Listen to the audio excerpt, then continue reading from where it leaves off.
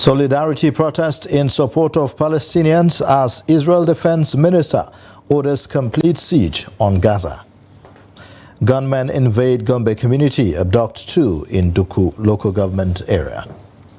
Flood ravages Taraba community as residents cry for help.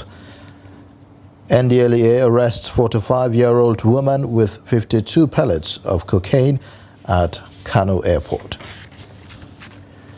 These are the headlines on Trust TV News Update at this hour. I am Ayuba Ilya. Thanks for joining.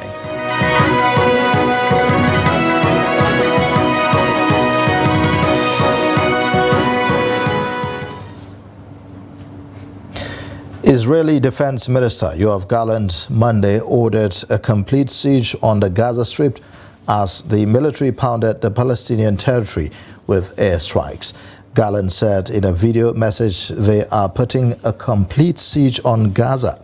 No electricity, no food, no water, no gas, referring to the enclave that is overcrowded with 2.3 million people. At least 700 people were killed in southern Israel when Hamas militants stormed across the border on Saturday, shooting people in the communities and towns near Gaza before Israeli security forces began fighting back. Reports say an estimated 250 people were killed by Hamas gunmen at a music festival attended by young Israelis and foreigners near Kibbutz Re'em, close to Gaza. At least 493 people have also been killed in the Gaza Strip after the Israeli military launched airstrikes on the Palestinian enclave in response to the Hamas attack. On the home front, gunmen have abducted 2 people at Shabewa village in Duku local government area of Gombe State. Residents told Daily Trust that the kidnappers stormed the residence of one Omar Sambo, who escaped into the bush. The kidnappers, however, took away his wife, Amina, and brother, Mustafa. No contact has been established with the abductors at the time of filing this report. The police public relations officer in Gombe, ASP Mahid Muazu Abubakar, confirmed the incident. He, however, said that police patrol teams, in collaboration with vigilantes and hunters, had been dispatched to trail the kidnappers. In a similar vein, 2 persons have been confirmed dead in a clash between farmers and herders at Kwanga community in Ngaski local government area of Kebbi State. The chairman of Ngaski local government, Abdullahi Buhari Wara, said that the killing of a farmer on his farm by people suspected to be herders led to a reprisal attack at a Fulani settlement where a young boy was also killed by an angry mob. He said that the fight was ignited by the destruction of farm produce by cattle as herders led them through the farms in the area, and it resulted in a clash in which 2 people were killed. The council chairman said the security personnel had been deployed to curtail the spate of killings caused by the violence. He said no arrest was made as the farmers and herders had left the area before the arrival of security agents. When contacted, the police command public relations officer, SP Nefiu Abubakar, said he is yet to be briefed on the incident. Now, a professor of history and lecturer with the Federal University of Lafia, Wilfred Uji, has said that unless the federal and state governments work in synergy, insecurity in Benue State cannot be tackled. While reacting to the renewed killings and kidnappings in Benue communities in recent weeks, the university don said that he believes the current squad of leaders at the state and federal levels can end insecurity if the right strategy is deployed. Jimmy Azandi reports.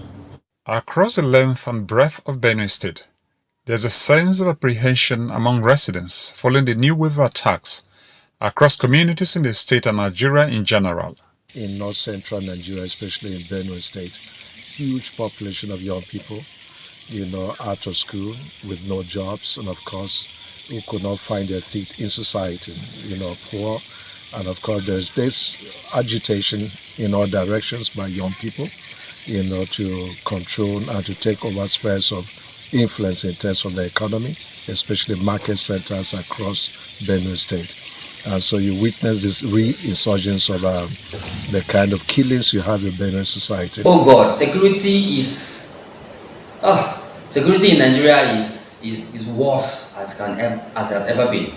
23 years of independence, kidnapping is rife, banditry is rife, armed robbery is rife, militancy is rife. Look at no part of this country is safe. Go to the southeast, you have IPOP. Go to the northwest, you have bandits and kidnappers. Go to the northeast, you have Boko Haram, you have Ansaru, you have Akim.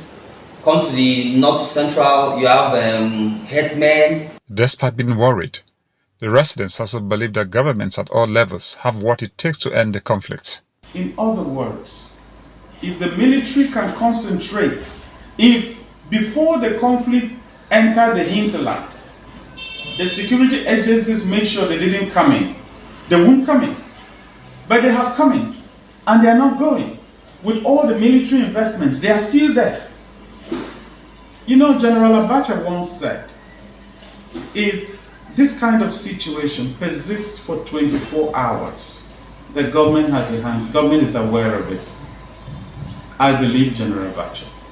In the final analysis, we must know that the responsibility of security is in the hands of the federal state.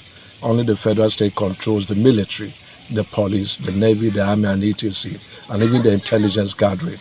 A state governor can only be effective if there's a synergy between the state and the center, that is Aso Rock. And I think this is something that we need to work upon seriously under Father Aliyev. While displaced persons thought it was over with a new government in place, there have been palpable fear and anxiety following renewed attacks by vicious militia groups in Benue State for weeks now. Jimmy Azande, Trust TV News, Makurdi. In the meantime, several farmlands located along the banks of River Benue in Taraba State have been submerged by water as River Benue overflows. Similarly, residential buildings in villages along the river were destroyed. A resident of Mayoreneo town in Arot-Okola local government area, Jidda Mayoreneo, told Daily Trust that many houses in the town had been collapsed after River Benue overflowed its banks. He said several farms were submerged by water in the area, explaining that residents of the villages along the waterway started noticing water flooding the river 2 days ago. Jidda stated that several villages had relocated as their houses had been submerged by water. Local farmers farming along River Benue banks in Adamawa are lamenting over losses incurred due to flooding that destroyed their farms. The affected areas are the hub of rice production, and 90% of rice farms located on both sides of River Benue in the area were destroyed by flood. Salis Lawan reports. The flood was as a result of water released from Laddo Dam in Cameroon Republic.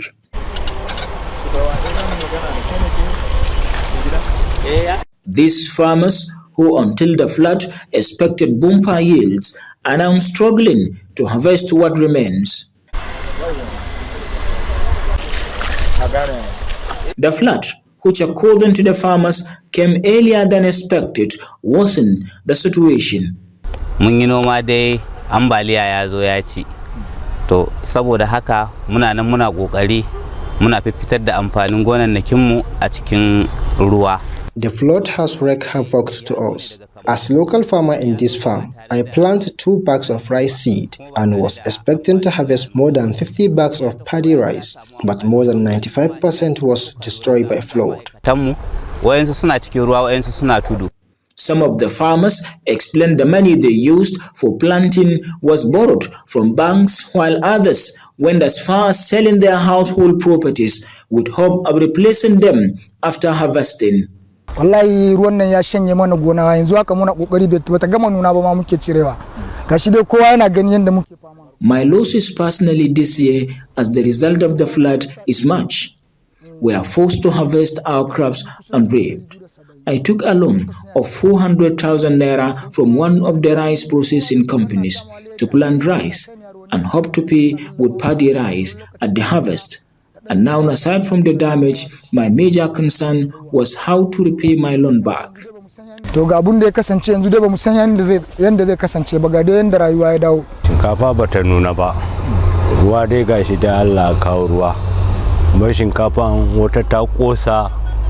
The rice is not yet matured for the harvest because 85% is already. However, in order to minimize our losses, we were left with no option than to cut what we can see from the flood. We are appealing to the federal and Adamawa state government to assist farmers affected by flood. Kapaka yawanci duk an yi asara ta rube. Gaba ɗayanta ta rube. They are pleading with the government and other individuals to come to their aid by making provisions for food and other necessary items to guarantee their safety. Salis Lawan, Trust TV News, Yola. The Federal Commissioner, National Commission for Refugees, Migrants and Internally Displaced Persons, Tijani Ahmed, has said that the federal government will soon repatriate about 10,000 stranded Nigerians from the Republic of Cameroon. Speaking at the weekend in Abuja, when he visited some internally displaced persons camps across Abuja to distribute relief materials, he said about 7,000 stranded Nigerians in Niger and Sudan will be repatriated to Nigeria as well. The camps visited were Durumi, Wasa and Karashi. Ahmed said that foreigners in Nigeria who would love to be repatriated back to their countries will be repatriated as well. He noted that the government was also making plans to relocate IDPs and other vulnerable groups to permanent resettlement camps across the country. The National Hajj Commission of Nigeria has allocated 1,191 Hajj seats to Ogun State ahead of the 2024 Hajj exercise. The Executive Secretary of the Ogun State Muslim Pilgrims Welfare Board, Salau Babatunde, disclosed this in Abeokuta. He said the slots will be distributed on a first-come, first-served basis. Babatunde said that the national body had also announced 4,500,000 naira as the initial Hajj deposit pending the announcement of the final fare. He stated that the initial Hajj deposit will be paid through bank draft or by paying directly through bank tellers obtainable at the board into designated bank accounts, while those that had made some deposits during the 2023 Hajj are advised to top it up to meet current initial Hajj deposit. He urged intending pilgrims to fast-track payment of the initial Hajj deposit as the old way of processing visas has changed, informing that visa issuance will be concluded at least 50 days before Arafat by Saudi Arabia. You're watching the news update on Trust TV. Coming up shortly, we take a look at how self-tutored engineer backs doctorate degree. Details and more after the break. It was never a consensus. We did all our best. You see, in politics, you give your contribution to the best of your ability. If you want, I'll forward to you this statement. You go to this bank and verify. But there are people who say not spending money is not a virtue in itself. Let me finish. Because there's so much to be done. Let me finish. Now, you don't allow me to explain myself. The recent development shows abductions are now a factor of informants embedded in community. It's not about the people of Katsina to say that, no, during my administration I was able to stop insecurity. No, it's about collective responsibility for all of us. And what we should ask ourselves is not what has been seen, is the life better? Are there more people who are unemployed who are not become employed?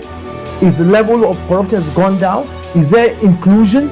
All those issues. We're actually a gas country with associated oil. Our focus has always been on oil, that we have never paid attention, significant attention to gas.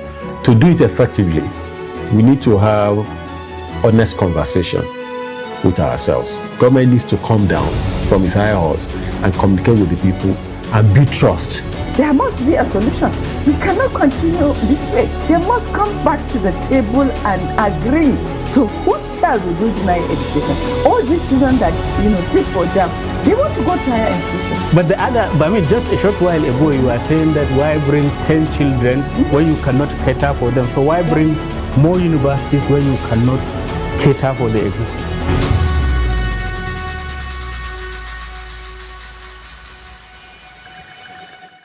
Hello and welcome to Creative Lounge on Trust TV. My name is Ahmed Mohammed Bello and I'm going to be taking you through my journey as an artist.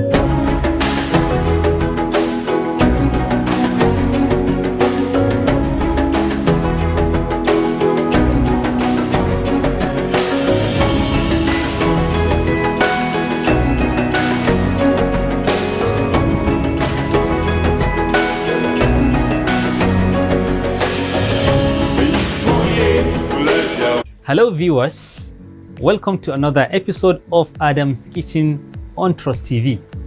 Try grating it.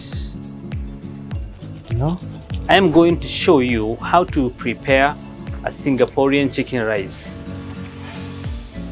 Like this. Back here and get my carrots ready. Put in some amount of oil on the skin. I will now go ahead and take off the chicken, spread it to a desired shape.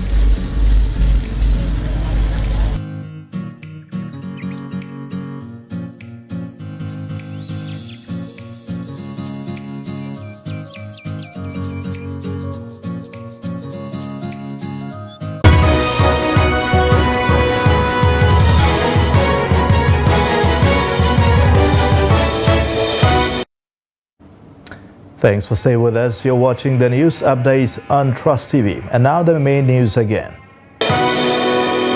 Solidarity protest in support of Palestinians as Israel Defense Minister orders complete siege on Gaza. Gunmen invade Gombe community, abduct 2 in Duku local government area. Moving on, mental health is frequently ignored while discussing health and wellness. While diet and physical fitness are given more attention, mental health is often stigmatized and neglected. Speaking to Trust TV in Lagos, experts say statistics have proven that 1 out of every 6 Nigerians is faced with one mental health challenge or the other. They advise Nigerians to pay more attention to their mental health by seeking help from a therapist or counselor. Mental health challenge or the other, and this is really alarming considering the number of persons that live in our country today. So I would like to give a public advice and call to all and sundry, including yourself listening to me now, to pay more attention than you've been paying before about your mental health. And one of the ways, or some of the ways they can actually do this, is by making sure you do not run away from therapy. And when you hear therapy, when you hear mental health services, we are not talking about mad people or yaba left. We are talking about things that are really important to you, to myself, because everyone who has a physical health side of them has a mental health side of them. And you cannot function properly, you cannot live up to your fullest potential if you don't take adequate care of your mental health. Called mental doesn't mean that you're mental. It's that you have a mind that has its own function and you want to make sure that it functions to its capacity, right? So your mental well-being and your mental wellness is so important. Not even with everything that is happening in the world. Some people focus on only the news. And so they're consistently anxious, they're consistently sad, consistently depressed. I believe that you should have a therapist in your circle and talk to them every month, because something is new and something triggers us in different ways and in different times of our lives. Gombe State University has awarded an honorary doctorate degree of science to Gombe self-taught engineer Hadi Usman. Hadi, who is in his 70s, has never attended any school for Western education, but succeeded in assembling new technologies. Notable amongst his works is a stove that runs on water. Trust TV's Ibrahim Ismail reports. It was a moment of celebration for the self-taught engineer Hadi Usman as he received honorary doctorate degree of science from the Gombe State University The university management said the award is in recognition of Hardy's accomplishment and service to humanity. Although he never went through conventional education, the self-taught engineer uses his talent and assembled new technologies, including a stove that runs on water.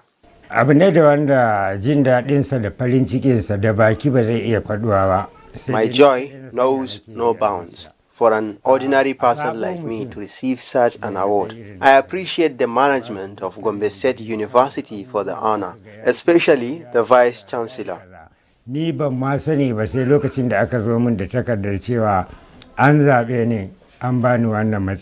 Speaking on his next line of innovations, Hardy said he is determined to use his God-given talent to add value to humanity.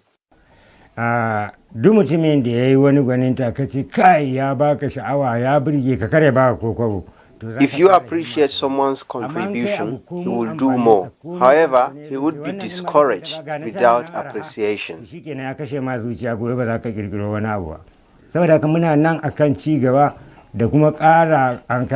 I will do more to justify the confidence reposed on me. To whom much is given, much is expected.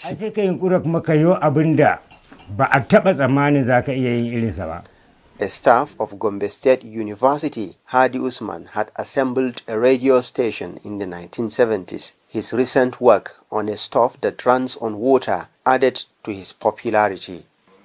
Ibrahim Ismail, Trust TV News, Gombe. Now, the National Drug Law Enforcement Agency operatives at the Malam Aminu Kano International Airport, Kano, have arrested a 45-year-old woman, Bilkisu Mohammed Bello, with 52 pellets of cocaine while preparing to board a Saudi Arabia airline flight to Saudi Arabia. Now, a statement issued by the Director, Media and Advocacy of the agency, Femi Babafemi, said that the suspect was arrested on Tuesday. According to a statement, the statement said that while being interviewed, she confessed that pellets of cocaine given to her to swallow before her flight were kept in a house in Farawa area of Kano.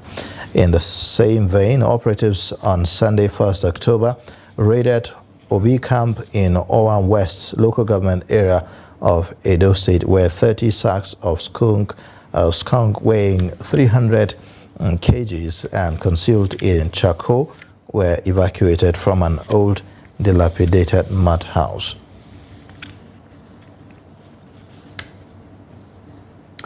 And in business news, despite mounting efforts to limit climate change, the OPEC oil cartel said Monday it expects demand for crude oil to continue to grow for the next 2 decades. In its 2023 annual report, the Organization of the Petroleum Exporting Countries forecast demand for crude to reach 116 million barrels per day by 2045, under its main scenario, a 16.5% increase from the 99.4 million barrels per day in 2022.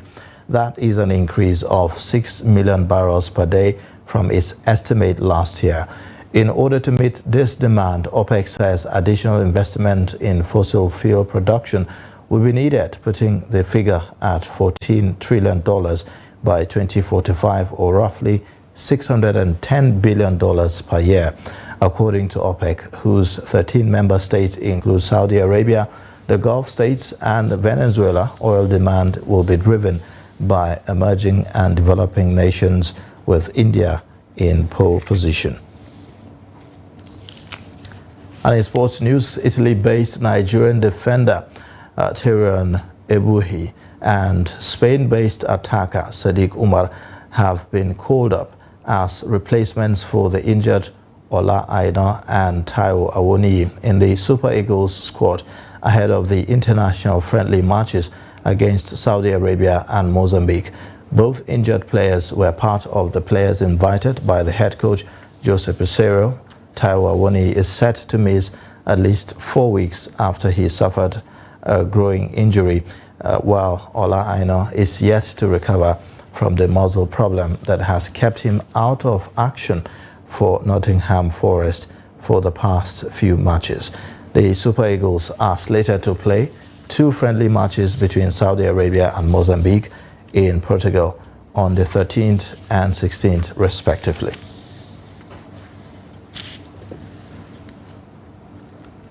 And that's a wrap on the news update. You can watch more via all our social media platforms and also on our YouTube live stream. I am Ayuba Ile. Thanks for watching. Bye for now.